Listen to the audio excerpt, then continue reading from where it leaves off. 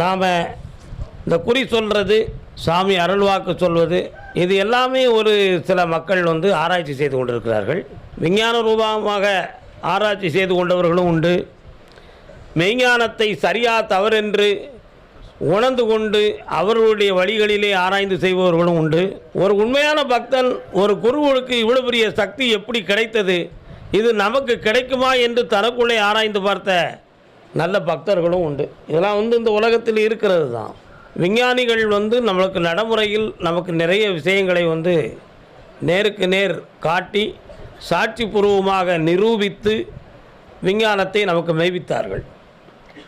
மெய்ஞானிகள் நம்முடைய உள்ளத்துக்கு உள்ளே இருக்கிற விஷயங்களை அனுபவபூர்வமாக நம்மளை அனுபவிக்க வைத்து சாட்சியை உருவாக்கி மெய்ஞானம் என்பது உண்மை என்று உணர்த்தினார்கள். ஆனால் எப்பொழுதுமே விஞ்ஞானத்துக்கும் மெய்ஞானத்துக்கும் ஒரு போட்டி மனித ரீதியாக நடந்துக்கிட்டு இருக்கும்.